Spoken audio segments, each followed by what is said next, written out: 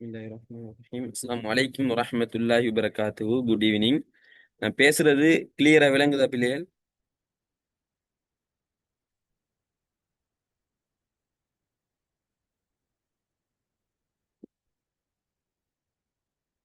நான் பேசுறது கிளியரா விளங்குதா? ஓ சார். ஓகே. நாங்க வந்து இல்மென் இன்சைட் அகாடமியால நடத்துற மெமரி டெக்னிக் கோர்சஸ் அதுக்கு உங்களை அன்புடன் வரவேற்கிறோம். அந்த வகையில சின்ன ஒரு கதையோட எங்களோட கிளாஸ் ஆரம்பிக்கலாம் அப்படின்னு நான் நினைக்கிறேன். அந்த வகையில ஒரு ஆள் ஹேண்ட் ரைஸ் பண்ணியிருக்கிறீங்க. என்ன ரீசன்? ஸ்டக் ஆகினா உடனே சொல்லுங்க. நாங்க வீடியோ கட் பண்ணிட்டு பேசுவோம். இந்த வீடியோ ஒன் பண்ணா சில டைம்ல ஸ்டக் ஆகினா சொல்லுங்க கட்டாயம். சரியா?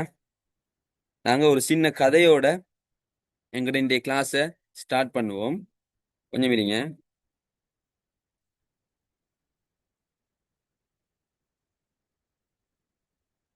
ஓகே. ஒரு நாள் உங்களுக்கு ஐன்ஸ்டீனை தெரிஞ்சிருக்கும். எல்லாருக்கும் ஐன்ஸ்டீனை தெரிஞ்சிருக்கும். ஆஹ் அவர் வந்து ஒரு ட்ரெயின்ல போயிருக்கிறாரு. ஐன்ஸ்டீன் ஒரு ட்ரெயின்ல பயணம் செஞ்சு போய் கொண்டிருந்திருக்கிறாரு. அந்த டைம்ல அந்த ட்ரெயின் டிக்கெட் இருக்கு தானே, அந்த டிக்கெட்டை செக் பண்ற ஒரு ஆள் வந்து ட்ரெயினுக்குள்ள வந்திருக்கிறாரு. வந்து ஒவ்வொரு ஆளா செக் பண்ணி போய் கொண்டிருக்கிறாரு. அந்த டைம்ல ஐன்ஸ்டீனும் இருக்கிறாரு. அந்த டைம்ல உங்களுக்கு தெரியும், ஐன்ஸ்டீன் உலகத்துல ஒரு புகழ் பெற்ற ஆள், எல்லாருக்கும் அவரை தெரியும். எனவே அந்த டிக்கெட் செக் பண்ண வந்தவரும் மதிச்சிட்டாரு ஐன்ஸ்டீன் சொல்லி. எனவே டிக்கெட்டை ஒரு பணிவோட மரியாதையோட கேட்கிறாரு. ஐன்ஸ்டீன் டிக்கெட் எடுத்து பாக்குறாரு, டிக்கெட்டை வச்ச இடத்துல இல்ல. உடனே தேட ஆரம்பிக்கிறாரு. அவரு ஃபுல்லா தேடுறாரு, செக் பண்றாரு, டிக்கெட்டை காணல. உடனே பேக் எடுத்து செக் பண்றாரு, பேக்ல இல்ல. பக்கத்துல இருக்குமா முன்னுக்கு இருக்குமான்னு பாக்குறாரு, முன்னுக்கு பின்னுக்கும் இல்ல. இவர் இப்படி டென்ஷனா இருந்ததை பார்த்து இந்த டிக்கெட் வாங்க வந்தவர் சொன்னாராம், சார் பிரச்சனை இல்ல, ஆஹ், தேவையில்ல சார், நீங்க பிரச்சனை இல்ல போங்க அப்படின்னு சொல்லிட்டு மத்தவங்கள டிக்கெட்டை அவர் செக் பண்ண போயிட்டாராம். போய் கொஞ்ச நேரத்துக்கு பிறகு அந்த ட்ரெயின் ஃபுல்லாவே செக் பண்ணிட்டு அவர் திரும்ப வாராரு.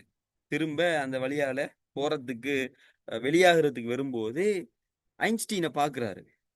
அப்ப கூட ஐன்ஸ்டீன் என்ன செஞ்சாரு தெரியுமா? தேடிக்கொண்டு தான் இருக்கிறாராம். பக்கத்து இதை தேடுறாராம், மேல் சீட்டை தேடுறாராம், வேறுத்து விறுவிறுக்குது, ஃபுல்லா தேடிக்கொண்டே இருக்கிறாரு. உடனே இவர் கேட்கிறாரு, என்ன சார் நீங்க இப்படி தேடுறீங்க? நான் தான் சொன்னனே தேவையில்லைன்னு சொல்லி, நீங்க ஏன் இவ்வளவு தேடணும் அப்படின்னு. அதுக்கு அவர் சொன்னாராம், எனக்கு தெரியும், டிக்கெட் இல்லைன்னு சொன்னாலும் நீங்க ஒன்றும் நினைக்க மாட்டீங்கன்னு எனக்கு தெரியும். ஆனா அந்த ஒரு சின்ன பிரச்சனை ஒன்று இருக்குது. இவர் கேட்ட என்ன சார்ன்னு, அந்த டிக்கெட்ல தான் நான் எங்க போகணும்ன்ற ஊர் இருக்குது. நான் அந்த ஊரை மறந்துட்டேன். அந்த டிக்கெட்டை பார்த்தா தான் எனக்கே இப்ப விளங்கும் நான் எங்க இறங்கணும்னு சொல்லி சொன்னாராம். எங்க இறங்கணும்னு சொன்னாராம். அந்த அளவுக்கு ஐன்ஸ்டீன் எவ்வளவு பெரிய ஒரு புத்திசாலியா இருந்தாலும் அந்த அளவுக்கு மறதிக்கும் புகழ் பெற்ற ஒரு ஆளா இருந்திருக்கிறார். என்ன காரணம்னு சொன்னா, ஃபர்ஸ்ட் இந்த கதை உங்களுக்கு விளங்கிட்டான்னு கேட்கணும். கதை விளங்கினாக்கல ஹேண்ட் ரைஸ் பண்ணுங்க. கதை விளங்கினாக்கல ஹேண்ட் ரைஸ் பண்ணுங்க. ஒரு ஆளுக்கு விளங்கிட்டு, 3 பேருக்கு விளங்கிட்டு, வேற 5 பேருக்கு விளங்கிட்டு, 6, 7, 8, 9, 9. ஓகே, 10 பேருக்கு மேல விளங்கிட்டு. சரியா? விளங்காதவங்க கொஞ்சம் திருப்ப ரெக்கார்ட் நான் அனுப்புவேன்னு பாருங்க. ரெக்கார்ட் சென்ட் பண்ண மாட்டேன், வேணும்டா தனிப்பட்ட இதுல கேளுங்க. ஓகே. ஓகே. ஹேண்ட் ரைஸ் விடுங்க. அந்த அளவுக்கு அவர் மதைக்கு புகழ் பெற்றவர் இருந்திருக்கிறாரு. ஆனா அவரு அவ்வளவு பெரிய புத்திசாலியாக இருந்ததுக்கு ஒரு காரணம் இருக்குது.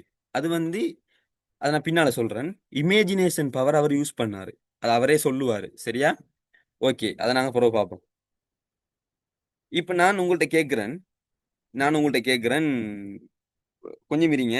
சரி, நம்ம என்ன செய்வோம் அப்படின்னா, எனக்கு நீங்க ஒரு டெஸ்டிங் ஒன்று நாங்க செய்ய போறோம். ஒரு டெஸ்டிங் ஒன்று செய்ய போறோம். டெஸ்டிங் ஒன்று செய்ய போறோம். இப்ப இந்த வாட்ஸ்அப் விளங்கும்னு நினைக்கிறேன். இதுல நம்ம எங்கட குரூப்புக்கு போவோம். சரியா? எங்கட குரூப்புக்கு போவோம். இதுல நீங்க எனக்கு 20 பொருட்கள் பேர் சொல்ல போறீங்க. 20 பொருட்கள் பேர் சொல்ல போறீங்க. சரி, நீங்க வாட்ஸ்அப் குரூப்புக்கு போக தேவையில்ல. நாங்க இதை ஜூம்லயே செட் பண்ணுவோம். நீங்க இப்ப இதுல இருக்கிற எல்லாரும் என்ன செய்வீங்க? ஒரு 20 பொருட்கள் எனக்கு சொல்லுங்க. செக் பண்ணி சொல்ல வேணாம். வாய்ஸ ஒன் பண்ணி அந்த பொருள் பேரை சொல்லுங்க. உதாரணமா மரம், உதாரணமா ஒரு வீடு, காடு, இப்படி 20 பொருட்கள் பேரை சொல்லுங்க. அதை நான் இந்த செட்ல டக்குன்னு டைப் பண்றேன். அதுக்கு அடுத்தது என்ன செய்யணும் அப்படின்னு நான் சொல்லுவேன். சரியா? ஆஹ் சரி, சொல்லுங்க பாப்போம். முதலாவது.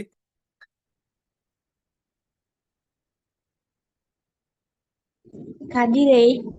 கொஞ்சம் இருங்க. சரியா? அடுத்தது சொல்லாதீங்க, டைப் பண்றேன்.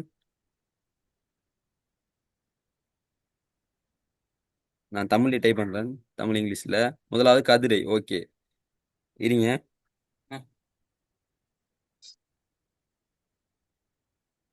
முதலாவது வந்து கதிரை. நானே டைப் பண்ணி போடுறேன். சரியா? முதலாவது கதிரை. ரெண்டாவது சொல்லுங்க. வீடு. குடை. ரெண்டாவது என்ன? வீடு. ரெண்டாவது வீடு. ரெண்டாவது வீடு. மூணாவது? குடை. கடிகாரம். கிளாக். சரி. நாலாவது? நாலாவது? அலுமாரி. நாலாவது அலுமாரி. சரி, இப்ப டைப் பண்ண போதும். டைப் பண்ணாம இதை செஞ்சு பார்ப்போம். சரியா? உங்களுக்கு இன்னும் கொஞ்சம் எஃபெக்டிவ் வரைக்குமே. சரியா? நீங்க எல்லாரும் சேர்ந்து எனக்கு ஒரு 20 பொருள் சொல்ல போறீங்க. எல்லாரும் சேர்ந்து ஒரு 20 பொருள் சொல்ல போறீங்க. சொல்லிட்டு ஒருக்கா தான் நீங்க சொல்லணும். ஒருக்கா தான் நீங்க சொல்லணும். சொன்னதுக்கு பிறகு என்ன நீங்க டெஸ்ட் பண்ணுவீங்க. அதாவது நீ எப்படியும் கேள்வி கேட்கலும். ஒன்றிருந்து 20 வரைக்கும் ஓர்டரா சொல்ல சொல்லலும், அல்லது 20 இருந்து 1 வரை ரிவர்ஸ்ல சொல்ல சொல்லலும், அல்லது 18வது என்ன, 15வது என்ன, 13வது என்ன, இப்படியும் சொல்ல இயலும். சரியா? அது பிறகு நான் உங்களுக்கு அதுக்கான அனுமதி தருவேன். இப்ப நீங்க தான் சொல்ல போறீங்க. முதலாவது கதிரை. முதலாவது கதிரை. 4 வரைக்கும் சொல்லிருக்கீங்க. அதுக்கு அடுத்தது நான் உங்கள்கிட்ட கேட்பேன். அந்த டைம்ல சொன்னா சரி. முதலாவது என்ன நீங்க சொல்லியிருக்கிறீங்க? கதிரை சொல்லியிருக்கிறீங்க. சரியா? ஓகே. இரண்டாவது சொல்லியிருக்கிறீங்க வீடு. இரண்டாவது சொல்லியிருக்கிறீங்க என்ன? வீடு சொல்லியிருக்கிறீங்க. ஓகே. மூணாவது கடிகாரம்.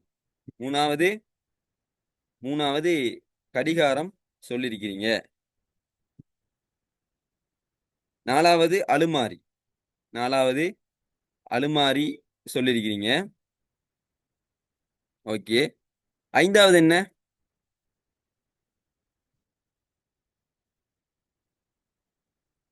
ஐந்தாவது?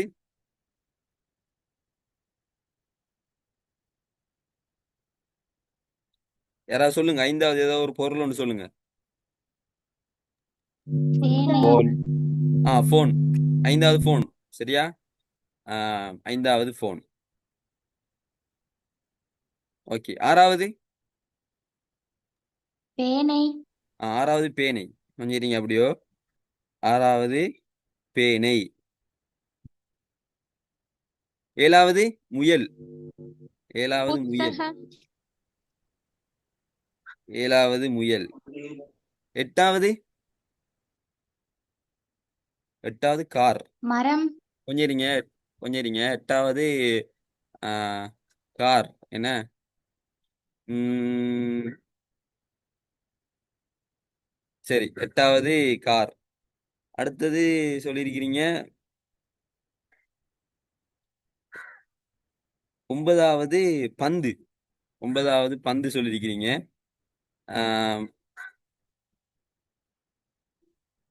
ஓகே, ஒன்பதாவது பந்து. பத்தாவது? ஒன்பதாவது பந்து சொல்லியிருக்கிறீங்க. பத்தாவது?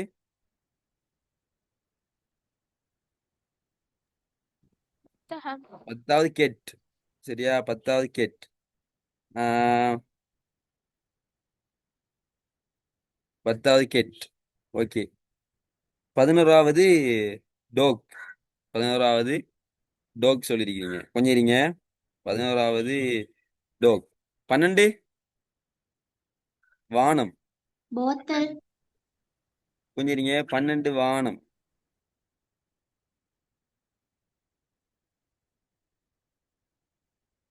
12 வானம். 13 புக். 13ஆம் நம்பர் வந்து புத்தகம். 13ஆம் நம்பர் புத்தகம். 14 பொட்டில். சரி, 14 பொட்டில். நேரம் போறதால நிப்பாட்டுவோம். சரியா, கொஞ்சம் நிப்பாட்டுவோம். ஏன்னா நிறைய விஷயங்கள் பேச இருக்குது. ஓகே, நான் இதோட செட்டை க்ளோஸ் பண்றேன். நான் வந்து இப்ப செட்டை பார்க்கல. சரியா, நான் இப்ப செட்டை பார்க்கல. ஆஹ், கொஞ்சம் வீடியோ மங்களா இருக்கும்னு நினைக்கிறேன். ஏன்டா இங்க பக்கத்துல நெருப்பு பத்த வைக்கிறாங்க, புகையெல்லாம் அப்படியே கடந்து போறதால வீடியோ கொஞ்சம் மங்களா இருக்கும். ஓகே, இப்ப நீங்க சொன்ன விஷயத்தை நான் ஒரு 1 மினிட் தாங்க நான் நினைச்சு பாக்குறேன். அதுக்கு பிறகு உங்கள்ட்ட நான் கேள்வி கேட்கறதுக்குரிய டைமை தாரேன். அதுக்கு பிறகு இது எப்படி ஒர்க் ஆகுதுன்னு நான் சொல்லி தரேன். அந்த வகையில 1 மினிட் டைம் தாங்க. சரியா,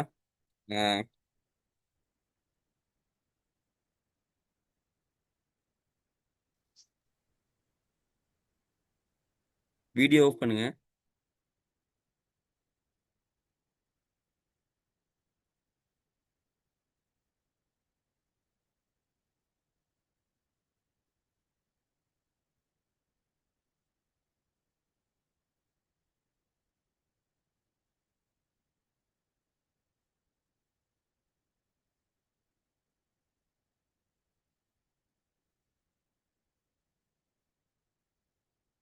செட்டை கொஞ்சம் பாக்குறீங்க.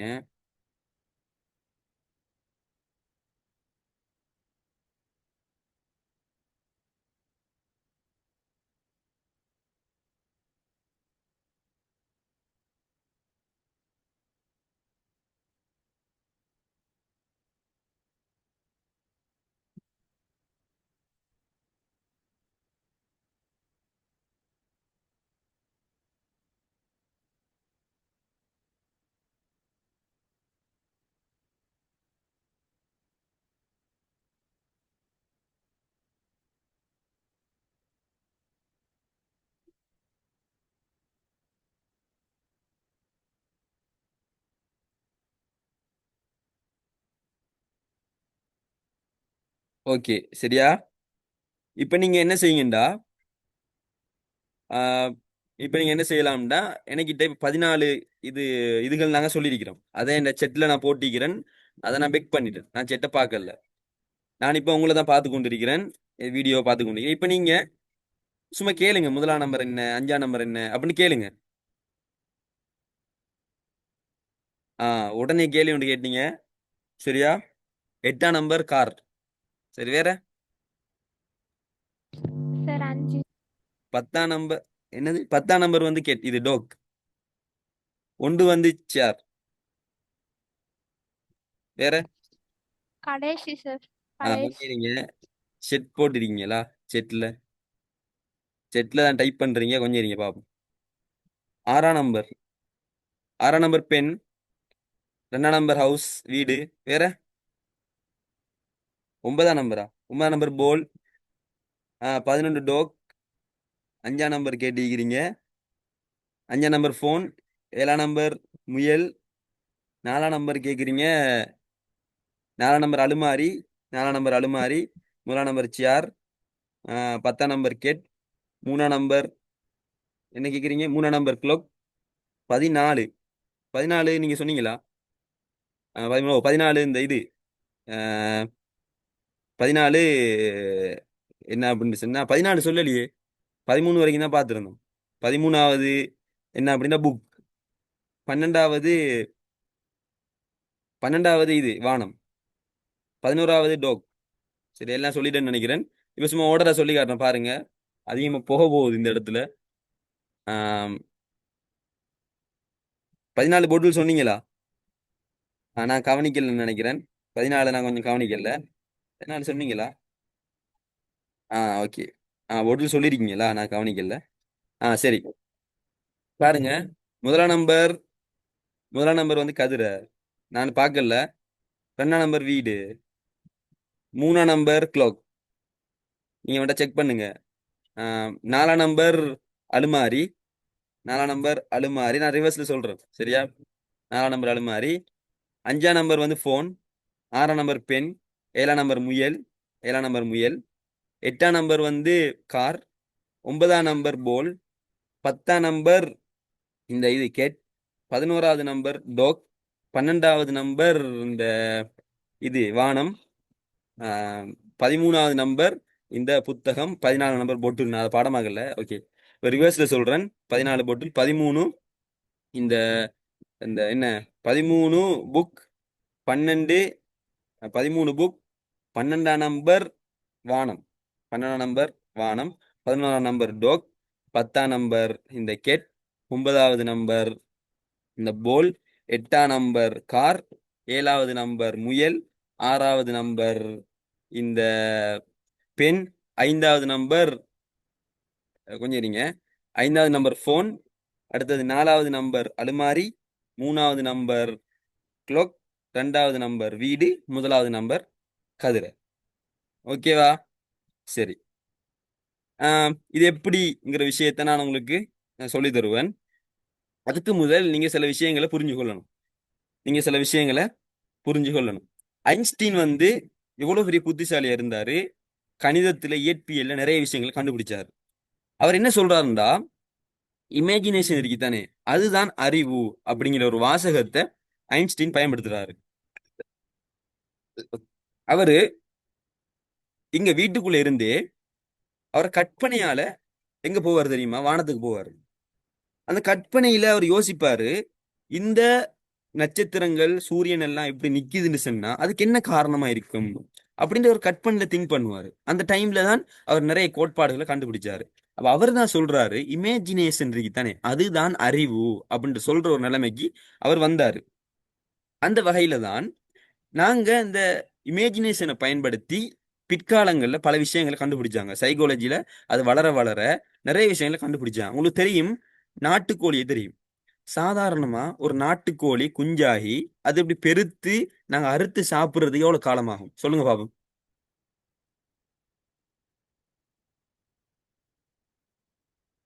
சொல்லுங்க பாப்போம். ஒரு நாட்டுக்கோழி, சரியா, முட்டையில இருந்து வளர்ந்து அப்படியே நாங்க சாப்பிடுற அந்த காலம் வாரத்துக்கு எவ்வளவு மாசமாகும்? தெரிஞ்சாக்கிட்டு இருக்கிறீங்களா? கோழி வளர்க்குறாங்க, சில டைம்ல இருப்பீங்க.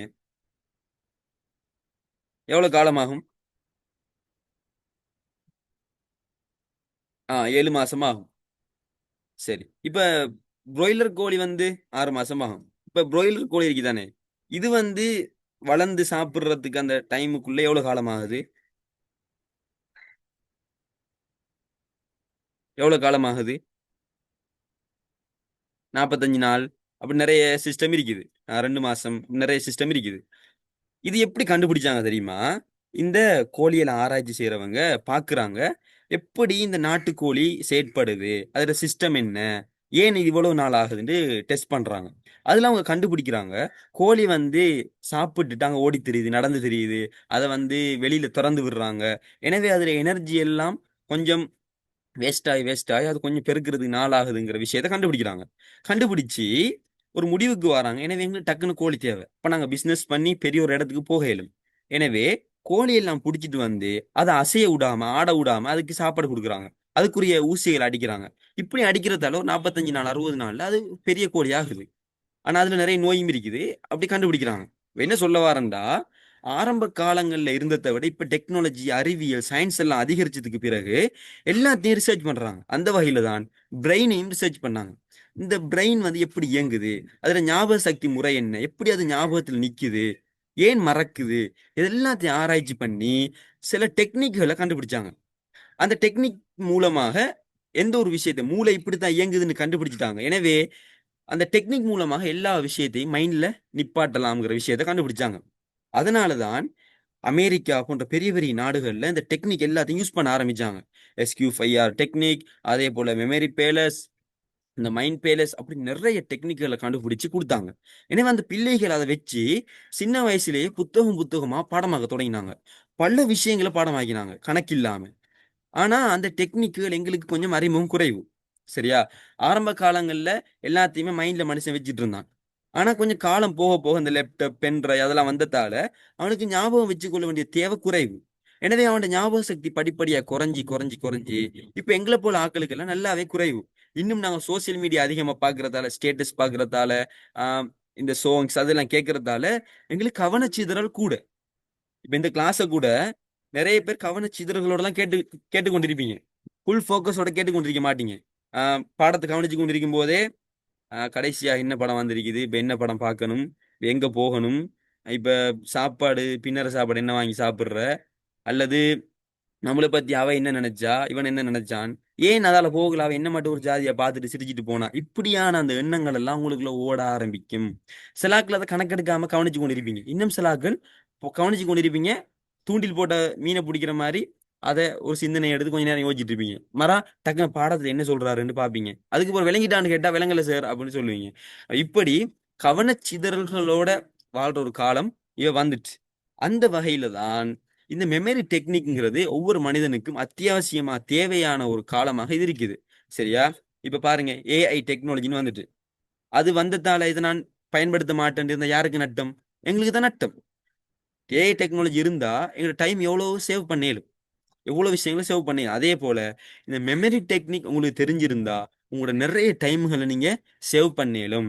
ஒரு விஷயத்தை படிக்கிறீங்க, அது மறக்குது, அதை தான் திரும்ப படிக்கிறீங்க, அது மறக்குது, அதை திரும்ப படிக்கிறீங்க. ஒவ்வொரு தரமும் படிக்கும் போது நிறைய டைம்களை அதுக்கு கொடுக்குறீங்க. ஆனா மெமரி டெக்னிக் தெரிஞ்சா ஒரு முறை தான் படிக்கிற, அதுக்கு பிறகு உங்களுக்கு எக்ஸாம் எழுதும் வரைக்கும் அது ஞாபகம் இருக்கும். சரியா? உண்மையிலேயே என்ன பொறுத்த வரைக்கும் இந்த ஐன்ஸ்டீன்ல ஒரு கதை ஒன்று சொன்னேன் தானே, அந்த ட்ரெயின்ல போன கதை, அதை விட நான் மோசம். ஏண்டா எனக்கு அந்த அளவுக்கு மறதி. எந்த அளவுக்குன்னா, ஒரு நாள் நான் ஒரு காலேஜில் படிச்சு கொண்டிருக்கும் போது ஒரு பிரதர் என்ன செஞ்சாரு, ஸ்போர்ட்ஸ் ரூம் கீ என்கிட்ட கையில தந்து இதை கொஞ்சம் வச்சிருங்க என்று தந்தாரு. நான் எடுத்துட்டு கிரவுண்டுக்கு போயிட்டேன். கிரவுண்ட்ல இருக்கிற டைம்ல தான் என்கிட்ட தந்தாரு. நான் எல்லாம் முடிச்சிட்டு வாரேன். பிறகு கிரவுண்ட்ல இது என்கிட்ட கொலிஜில வச்சு கேட்கிறாரு, அந்த கீ எங்கன்னு சொல்லி. அதுக்கு பிறகு ஞாபகம் வருது அவர் எனக்கு கீ தந்தாருன்னு சொல்லி. அதுக்கு பிறகு அடுத்த நாள் கிரவுண்ட்ல போய் பார்த்தா நான் இருந்த இடத்துல அந்த கீ இருந்துச்சு. இப்படி அதிகமான மறதி எனக்கு இருக்குது. எந்த அளவுக்குன்னு சொன்னா, எங்க உம்மா இந்தந்த சாமானை வாங்கிட்டு வாங்கன்னு கடைக்கு அனுப்புவாங்க. என்ன நம்பிக்கை இல்லாம தான் அனுப்புவாங்க, இப்படி இவர் மறந்துட்டு வருவாருன்னு சொல்லி. சரியா? போறதுக்கு முதல் ஒரு 5, 6 தானே சொல்லுவாங்க. ஏன்னா அவங்களுக்கு தெரியும் நான் எப்படி மறந்துடுவேன். அந்த அளவுக்கு எனக்கு ஞாபகம் மறதி இருந்துச்சு. ஏலவல் டைம்ல நான் கடுமையா ஃபெட்டப் ஆகினேன். ஏன்னா ஞாபக சக்தியே பெரும்பாலும் இல்லை. ஆஹ் அதனால நிறைய டிஸ்டர்ப் ஆகி நான் கஷ்டப்பட்டேன். அதுக்கு பிறகு நாங்க முஸ்லீம்களை பொறுத்தவரைக்கும் தெரிந்த நாங்கள் துவா செய்யற, அப்படி நான் இறைவன்ட்டு கேட்டேன் நிறைய, எனக்கு வந்து ஞாபக சக்தியை தா இறைவா அப்படின்னு நிறைய கேட்டேன். ஆனாலும் எனக்கு அந்த ஞாபக சக்திங்கிறது இருக்கல. இப்ப கூட ஒரு விஷயத்தை எல்லாரும் பாடமாக்குற மாதிரி வாசிச்சா அது அப்படி இனி பாடம் நிக்காது. எத்தனை முறை வாசிச்சாலும் பாடம் நிக்காது. நீங்க இப்ப ஒரு ஸ்பீச் கொண்டு போறேன், ஒரு சார் படிப்பிக்கிறாரு, அதில் காதால கேட்டுட்டு இருந்தா நல்லா இருக்கும் கேட்கறதுக்கு. ஆனா வீட்டுக்கு வந்தது பிறகு ஒன்றுமே ஞாபகம் இருக்காது. எனக்கு வந்து அந்த ஞாபக சக்திங்கிறது நல்லாவே குறைவு. இப்ப அந்த டைம்ல தான் நான் கொலிக்கில சில மாணவர்களை அவதானிச்சேன். அதுல என் ஃப்ரெண்ட் ஒருத்தன் இருந்தான். அவனுக்கு இப்படித்தான் பார்த்து படிக்கிறது அதெல்லாம் ஞாபகமே நிக்காது. ஆனா ஒரு விஷயத்த கேட்டான்னு சொன்னா அவனுக்கு அது பல நாட்கள் ஞாபகம் நிக்கும். அப்ப நான் ஒரு விஷயத்தை அறிஞ்சு கொண்டேன், இவனுக்கு வந்து கேட்டல் மூலம் பாடமாக்குற ஒரு சக்தி இருக்குதுங்கிறது நான் அறிஞ்சு கொண்டேன். ஆனா அது 100ல ஒரு ஆள் 2 பேருக்கு தான் இருந்தது நான் பார்த்தேன். அதே போல இன்னும் சில ஆட்களை நான் பார்த்தேன், அவங்களுக்கு இது சொல்லுவாங்க போட்டோகிராபிக் மெமரி. ஒரு எப்படின்டா, என் ஃப்ரெண்ட் ஒருத்தன் இருக்கிறான், என் ஜூனியர் பொடியன் தான். அவன் இந்த எக்ஸாம்ல எழுதி நான் டீச்சர் மார்க் கேட்கிறேன், நீ பிட் எடுத்துட்டு வந்து எழுதிருக்கேன்னு சொல்றான். ஆனா அவன் பிட் கொண்டு போறல. எக்ஸாமுக்கு போறதுக்கு முதல்ல அந்த நோட்ஸை பார்த்துட்டு போவான். அவனுக்கு அந்த பேஜ் அப்படியோ மைண்டுக்குள்ள வருமா, அந்த ரெண்டாவது பேஜ்னா பேஜ் நம்பர் கூட மைண்டுக்கு வருமா. அவன் அங்க போய் பிட் பார்த்து எழுதுற மாதிரி அந்த அந்த பேப்பரை பார்த்து மைண்ட்ல வச்சு அந்த பேப்பரை பார்த்து எழுதுவானாம். இது அவனுக்கு இறைவன் கொடுத்தது. அப்ப அதான் நான் யோசிக்கிறது, இறைவன் ஒவ்வொருத்தனுக்கும் ஒவ்வொரு மாதிரி கொடுத்திக்கிறான். அப்ப எனக்கும் ஒன்று தந்திரிப்பான் தானே, எனக்கும் ஒரு விஷயத்தை தந்திரிப்பான் தானே. அந்த வகையில தான் நான் என்ன செஞ்சேன், இப்படித்தான் இறைவன் டைம் துவா கேட்டுட்டு இருக்கிற டைம்ல எனக்கு ஒரு போஸ்டர் ஒன்று கண்ணில் பட்டுச்சு. மெமரி டெக்னிக் ஒன்று இருக்குது அப்படின்னு சொல்லி 3000 ரூபாய் கட்ட சொல்லியிருந்தாங்க. எனவே நான் 3000 ரூபாய் சல்லி கட்டி நான் போயிருந்தேன். போனா அதுல எனக்கு ஒரு மெமரி டெக்னிக் சொல்லி தந்தாரு. நல்லா இருந்துச்சு. ஆனா எனக்கு புரியல. அதை நான் ஏழோ டைம்ல பயன்படுத்தவும் இல்லை. ஆனா கொஞ்சம் காலம் போகும்போது அந்த டெக்னிக்கை நான் யூஸ் பண்ண ஆரம்பிச்சேன். நிறைய தடங்கள் வந்துச்சு. அந்த டைம்ல எல்லாம் அதுக்கு சொல்யூஷன் கண்டுபிடிச்சு டெவலப் பண்ணி ஏலெவல் நெருங்குற டைம்ல ஒரு 2 மாசம் இருக்கிற டைம்ல அந்த மெமரி டெக்னிக்ல கொஞ்சம் நல்லா பிடிச்சிட்டேன். அதுக்கு பிறகு அந்த மெமரி டெக்னிக்ல என்ன செஞ்சேன், என் பொலிட்டிக்கல் பாடத்துல இருக்கிற எல்லா நோட்ஸையுமே பகுதி பகுதியா பிரிச்சேன். பிரிச்சு ஒவ்வொரு தலைப்பையும் ஷார்ட் நோட்ஸ் எடுத்தோம். அந்த ஷார்ட் நோட்ஸை அப்படியே மெமரி டெக்னிக்ல போட்டு போட்டு போட்டு பாடமாக்கணும். பாடமாக்கி எல்லாத்தையுமே பாடமாக்கி முடிச்சு. சரியா? பாடமாக்கிட்டு எக்ஸாமுக்கு போனா எனக்கு பாடமாக்கின 5 கேள்வி வந்துச்சு. டக்குன்னு 5ஐயும் எழுதிட்டு வந்தேன், எனக்கு வந்துச்சு. சரியா? அதுல எந்த அளவுக்குண்டா, இந்த மெமரி டெக்னிக் மூலமாக ஒரு ஆளோட பேரை வச்சு ஞாபகப்படுத்திடும். எங்கட மாமியிட மகன்ட பேர் உண்டு அப்துல்லான்னு சொல்லி, அவரோட பேர்ல ஒரு ஆன்சரை ஃபுல்லா பாடமாக்கணும். அந்த மெத்தட்லாம் நான் சொல்லி தருவேன். அப்ப எக்ஸாம்ல அந்த கேள்வி வந்துச்சு. டக்குன்னு வர பேர் எழுதினேன், அப்துல்லான்னு சொல்லி எழுதினேன். எழுதி அந்த பேர்லயே விடை இருக்குது. விடையை எடுக்கல கன்வெர்ட் பண்ணி, அப்படி நான் விடையை எடுத்தேன். விடையை வச்சு டக்குன்னு ஆன்சர் எழுதினேன். எனக்கு அதுக்கு ஃபுல் மார்க்ஸ் வந்திருக்குன்னு நினைக்கிறேன். சரியா? அதான் வந்துச்சு. அந்த வகையில இந்த மெமரி டெக்னிக் எப்போ எனக்கு தெரிஞ்சிச்சோ அதுல இருந்து நான் டெவலப் பண்ணி ஏன்னா காலேஜ் எக்ஸாம் எல்லாம் அதை வச்சு படிக்க ஆரம்பிச்சேன். இப்போ யூனிவர்சிட்டிக்கு போனதுக்கு பிறகு நான் சைக்காலஜி எடுக்கிறேன். அதுல ஒரு புத்தகத்தை, அது ஒரு 80% விஷயத்தை, 20% விஷயம் தேவையில்லாத விஷயம், 80% விஷயத்தை இந்த மெமரி டெக்னிக் மூலமாக நான் பாடமாக்கினேன். சோசியாலஜியில முழு புத்தகத்தையும், அதுல முக்கியமான விஷயங்களை எல்லாத்தையுமே நான் பாடமாக்கினேன். சரியா? இப்ப எந்த அளவுக்கு அந்த மெமரி டெக்னிக் நான் யூஸ் பண்றேன்டா, நான் பிள்ளைகளுக்கு நாளை படிச்சு கொடுக்கணும்னு சொன்னா இன்னைக்கு அது சம்பந்தமான ஒரு ரெக்கார்டிங்கை கேட்பேன். அதை அப்படி கேட்டுக்கொண்டிருக்கும் போதே ஃபுல்லாவே அப்படியே பாடமாக்கிடும். இப்போ ஒரு மணித்தியாலம் அப்படி சொன்னா அந்த ஒரு மணித்தியாலத்துல எல்லாத்தையும் பாடமாக்கிடும். சும்மா பாடமாக்க மாட்டேன். நீங்க இப்ப என்கிட்ட கேட்டீங்களே, டெஸ்ட் பண்ணீங்களே, இதை மாதிரி அதுல 5வது பாயிண்ட்ஸ் என்னன்னு நான் சொல்லேன், 8வது என்னன்னு சொல்லேன், 10வது சொல்லேன், ரிவர்ஸ்ல சொல்லேன், மேல இருந்து கீழே சொல்லேன். அப்ப இப்படி எப்படியும் சொல்லேலுமாக எனக்கு இருந்துச்சு. இன்னும் சொல்ல போனா எனக்கு இந்த ஐன்ஸ்டீன் சொல்ற மாதிரி இமேஜினேஷன் பவர் அதிகமாக ஆரம்பிச்சிச்சு. ஏண்டா, இந்த டெக்னிக்கு மிக முக்கியம் இமேஜினேஷன் தான். இமேஜினேஷன் இருக்கிறாளால மட்டும்தான் இந்த டெக்னிக்கை யூஸ் பண்ணேலும். ஏண்டா, இறைவன் யாருக்கும் அநியாயம் செய்யல. ஒவ்வொரு ஆளுக்கும் ஒவ்வொரு மெத்தட்ல கொடுத்திருக்கிறான். அதை அவர் கண்டுபிடிக்கணும். எனக்கு இறைவன் தந்தது இமேஜினேஷன் பவர். அதை வச்சு இந்த மெமரி டெக்னிக் எனக்கு யூஸ்ஃபுல்லா இருந்துச்சு. இப்ப இதுல எத்தனை பேருக்கு அந்த இமேஜினேஷன் பவர் இருக்குதுன்னு பார்ப்போம். அப்படி இருந்தா தான் இந்த டெக்னிக் உங்களுக்கு யூஸ் ஆகும். அந்த வகையில நான் கேட்கிறேன், இப்ப நீங்க வீட்ல இருக்கிறீங்க, அல்லது கார்டன்ல இருக்கிறீங்க, அல்லது எங்கேயோ இருக்கிறீங்க. உங்களோட ஸ்கூல்ல நீங்க நிச்சயமா இருக்க மாட்டீங்கன்னு நினைக்கிறேன். உங்களுடைய ஸ்கூல வீட்டில இருந்துட்டு உங்களால பார்க்க இயலுமா? அப்படி பார்க்க இயலுமா? நான் ஹேண்ட் ரைஸ் பண்ணுங்க. அதாவது ஸ்கூல்ல அந்த பெஞ்ச் சீல என்ன கலர், அதுல வாஸ் எப்படி இருக்கும், அதுல எவ்வளத்து கதிர் இருக்கும், உங்களோட இடம் எது, ஃப்ரெண்ட்ஸ்ல இடம் எது, அது எல்லாத்தையுமே உங்களால கிளியரா பார்க்க இயலுமா? அதை சொல்லுங்க. அது இருந்தா உங்களால அந்த மெமரி டெக்னிக் யூஸ் பண்ண இயலும். அதான் இந்த நம்பரிக் ஷேப் சிஸ்டம். இந்த ஒரு திறமை எனக்கு இருக்குது. இதை வச்சு தான் நான் என்ன செஞ்சேன், அதுல முன்னேறிட்டு போனேன். அல்லாஹ் அல்ஹம்துலில்லாஹ். சரியா? அந்த வகையில எனக்கு ஹேண்ட் ரைஸ் பண்ணுங்க. நீங்க வீட்ல இருக்கிறீங்க. வீட்ல இருந்துட்டு உங்களால உங்களோட கிளாஸ் ரூமை பார்க்கலுமா? வீட்ல இருந்துட்டு உங்களோட கிளாஸ் ரூமை பார்க்கலுமா? 7 பேர், 8, ஒரு 9 பேர் பார்க்கலும். சொல்லுங்க. 11 பேர், 11 பேர், 13 பேருக்கு பார்க்கலும். மாஷா அல்லாஹ். அப்ப உங்களுக்கு 16 பேருக்கிட்ட உங்களுக்கு இமேஜினேஷன் பவர் இருக்குது. இந்த பவர் உங்களுக்கு தெரியாம இருக்குது. அது மிகப்பெரிய ஒரு பவர். இமேஜினேஷன் பவர் இருக்குது. அதை பத்தி நீங்க தெரிஞ்சு கொள்ள ஆரம்பிச்சீங்கன்னா நீங்க மிகப்பெரிய அறிவாளி ஆகலாம். நான் சொல்றேன். நீங்க எல்லா புத்தகத்தையும் பாடமாக்கலும். ஆனா அதை பத்தி நாங்க தெரியாம இருக்கிறோம். ஹேண்ட் ரைஸ் பண்ணுங்க, எல்லாரும் ஹேண்ட் ரைஸ் பண்ணுங்க. எத்தனை பேருக்கு தெரியும்? கிட்டத்தட்ட நாளைக்கு 25 பேர் இருக்கிறீங்க. அதுல 14 பேருக்கு, 15 பேர் ஹேண்ட் ரைஸ் பண்ணிக்கிறீங்க. மத்தவங்களுக்கு 17 பேர். மத்தவங்களுக்கு கஷ்டமா இருக்குதா? அதாவது கஷ்டமா இருந்தாலும் டெவலப் பண்ணேலும். சரியா? அதாவது நீங்க வீட்ல இருக்கிறீங்க, உங்களுக்கு உங்களோட ஸ்கூலை பார்க்கலுமான்னு பாருங்க. கற்பனையில உங்களோட ஸ்கூலை பார்க்கலுமா? உங்களோட கிளாஸ் ரூம்ல அந்த பெஞ்ச் எவ்வளவு தெரியும், எவ்வளத்துல டீச்சர், அந்த ஒயிட் போர்டா பிளாக் போர்டா, அது எப்படி இருக்கும்? சரியா? இப்படி இருக்காதுன்னு கொஞ்சம் யோசிங்க. இன்னும் ஒரு லெவல் தாண்டி நான் எப்படின்னா, உங்களோட ஆஹ், நண்பர் முகம் உங்களுக்கு கற்பனையில வருகுதா? அப்படிலாம் வந்தா நீங்க உச்சகட்டத்துல இருக்கீங்க. சரியா? எனக்கு அந்த அளவுக்கு வராது. இமேஜினேஷன் பவர்ல எல்லாரோட முகமும் அப்படியே வராது. ஒரு அளவுக்கு தான் வரும், மங்களா தான் வரும். சில ஆட்களுக்கு அவங்களோட அப்பாட முகம், அம்மாட முகம், நானா, அதே போல அவங்களோட நண்பர்கள் எல்லாரோட முகத்தையும் அப்படியே கற்பனையில பார்ப்பாங்க. எல்லாரும் ஹேண்ட் ரைஸை விடுங்க. அப்படி யாருக்கு அது ஏழுமா? அதை கொஞ்சம் சொல்லுங்க பாப்போம். இது எனக்கும் இல்ல உண்மையா, நான் உண்மையை சொல்றேன். அதாவது இப்ப உங்களோட நண்பர் முகத்தை உங்களால இப்ப பார்க்கலும். ஒரு வீடியோ எடுத்தா எப்படி பார்ப்பீங்களோ அத மாதிரி பார்க்கலுமானாக்கள் கை வைத்துங்க பாப்போம். ஹேண்ட் ரைஸ் பண்ணுங்க. ஆஹ் பரவாயில்ல. எத்தனை, ஒரு 12 பேர் இருக்கிறீங்க என்ன? அது கொஞ்சம் உச்சகட்டம். சரியா? அது இமேஜினேஷன் பவர்ல நீங்க கொஞ்சம் நல்லா போயிட்டீங்க அப்படின்னா உங்களால இன்னும் நிறைய விஷயங்களை சாதிக்கணும். உண்மை எனக்கு அப்படி இல்லை. நான் இன்னும் டெவலப் பண்ணி கொண்டு இருக்கிறேன். அந்த வகையில சரி எல்லாரும் ஹேண்ட் ரைஸை விடுங்க. இந்த இமேஜினேஷன் பவர் உங்களுக்கு இருந்தா அந்த பவர் நீங்க தெரியாம இருக்கிறீங்க சொல்லித்தான் நான் சொல்லுவேன். சரியா? மாஷா அல்லாஹ். அதுல ஒரு கேர்ள் சொல்றாங்க எப்படின்னா, ஆம், சிலவங்க இந்த புக்ல இந்த லைன் எந்த இடத்துல இருக்குதுங்கிறத என்னால பார்க்கலன்னு சொல்றீங்க. அது வந்து இமேஜினேஷன் பவர் தான். ஆனா உங்களுக்கு போட்டோகிராஃபிக் மெமரி இருக்குது. போட்டோகிராஃபிக் மெமரியில தான் எழுத்த பார்க்கலும், எழுத்த கூட பார்க்கலும். அது வந்து போட்டோகிராஃபிக் மெமரி. அது வேற ஒரு டெக்னிக். அது உங்களுக்கு இருந்தா உங்களை வேற வகையில டெவலப் பண்ணி கொண்டு போயிடும். சரியா? இமேஜினேஷன் பவர்ங்கிறது வேற ஒரு பகுதி. அந்த வகையில நான் வந்து இந்த விஷயத்தை எங்கட காலேஜில் படிக்கும்போது ஜூனியர் பொடினுக்கு சொன்னேன். அவனுக்கு இந்த இமேஜினேஷன் பவர் நிறைய இருந்துச்சு. அது அவன் பேசும்போது எனக்கு விளங்கிடுச்சு. எனவே நான் சொன்ன உன்னால ஏழும் நீ வந்து பெரிய ஒரு ஆளா வருவாய் அப்படின்னு சொன்னேன். ஆனா அவனுக்கு நம்பிக்கை இல்லை. ஏழாவது எழுதுற 2 மாசம் தான் இருக்குது. அப்ப வரைக்கும் அவன் படிக்காம சுத்தி தான் திரிஞ்சான். நான் சொன்னேன் உனக்கு இமேஜினேஷன் பவர் இருக்குது, உன்னால ஏழும் எதையும் கற்பனை பண்ணி படி அப்படின்னு சொன்னேன்.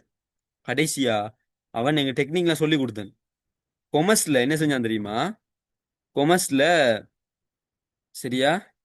அதுல இன்னொரு ஆள் சொல்லியிருக்கிறீங்க, உனக்கு வந்து கற்பனை திறன் உங்களுக்கு நிறைய இருக்குதுன்னு நிறைய பேர் எனக்கு சொல்றாங்கன்னு சொல்லி. ஆஹ் உண்மையிலே இதெல்லாம் உங்களுக்கு தெரியாம இருக்குது. சரியா? இப்ப இது கட்டாக போகுது. நான் திரும்ப ஒரு லிங்க் அனுப்புறேன் வாங்க. இமேஜினேஷன் பவர் உங்களுக்கு இருக்குதுன்னு சொன்னா அதை நீங்க இப்ப கணக்கு இல்லாம இருந்திருப்பீங்க. அது ஒரு டைமண்ட் மாணிக்கங்கள் மாதிரி. அதுல ஒரு கதை சொல்லுவாங்களே, ஒரு என்ன, அதாவது சரியா, ஸ்டடிஸ்ல எப்படி யூஸ் பண்ண சொல்லி தரோம். கதை சொல்லுவாங்க. ஒரு விவசாயி இருந்தாராம். அவரு அவருக்கு பக்கத்துல இருக்கிற ஒரு ஆள், ஒரு வியாபாரி வந்து மாணிக்கக்கல் கொடுத்தாராம். அந்த மாணிக்கக்கல் வந்து இவரை பார்த்துட்டு இவர் மாணிக்கக்கல் தேடி புறப்பட்டு அதிலே பல வருடங்கள் போய் மரணிச்சிட்டாராம். ஆனா அந்த வியாபாரி கொஞ்ச நாள் கழிச்சு வந்தபோது அந்த அவரோட வீட்டுக்கு கீழே தான் அவ்வளவு மாணிக்கக்கல் இருந்துச்சாம். ஆனா அதுல அருமை தெரியாம அவர் வாழ்ந்திருக்காருன்னு சொல்லுவாங்க. அதாவது எங்கள்கிட்டயும் இப்படி நிறைய மாணிக்க கற்கள் இருக்குது. ஆனா அதுல அருமை எங்களுக்கு தெரியாது, சொல்லித்தர ஆக்கள் இல்லை. எனவே எங்கிட்ட இந்த மெமரி டெக்னிக் கோர்ஸ்ல அந்த இமேஜினேஷன் பவரை யூஸ் பண்ணி எப்படி எல்லாத்தையுமே பாடமாக்கலும் அப்படின்னு நான் கட்டாயம் உங்களுக்கு சொல்லி தருவேன். அந்த வகையில இப்ப இது கட்டாக போது திரும்ப ஒரு லிங்க் சென்ட் பண்றேன். அதுல நீங்க ஜாயின் ஆகுங்க. அதுல நான் உங்களுக்கு இன்னும் சில விஷயங்கள் பேசிட்டு 5:30க்கு நாங்க க்ளோஸ் பண்ணலும். சரியா? நல்லா படிச்சா மட்டும் கொப்பில ரைட் பண்ண பேஜும் ஞாபகம் வரும் சார். Very good. அதாவது உங்களுக்கெல்லாம் நல்லா படிச்சா அந்த கொப்பில நான் இதுல எப்படி எழுதியிருக்கிறேங்கிற பேஜ் ஞாபகம் வருதுன்னு சொல்றீங்க. அதெல்லாம் இமேஜினேஷன் அதுக்குள்ளே வரும், போட்டோகிராஃபிக் மெமரிக்குள்ளே வரும். நான் உங்களை எல்லாரும் கைட் பண்ணுவேன். சரியா? அதெல்லாம் உண்மையிலே அற்புதமான டெக்னிக். என்னை கூட அப்படி இல்லை. அந்த வகையில இமேஜினேஷன் பவர்ங்கிறது என்ன, அது எப்படி யூஸ் ஆகுதுங்கிறத நாங்கள் அடுத்த பாட்டில் பார்ப்போம். இன்னும் ஒரு 30 செகண்ட் இருக்குது போல. அது ஆஃப் ஆக போகுது. இன்னொரு லிங்க் அனுப்புவேன். அதன் மூலமாக எல்லாரும் ஜாயின் ஆகிக்கொள்ளுங்க. நாங்கள் அதை பற்றி டிஸ்கஸ் பண்ணுவோம். சரியா? எனவே கிளாஸை நாங்கள் முடிச்சு கொள்வோம். அடுத்த லிங்க்ல ஜாயின் ஆகுங்க கட்டாயம்.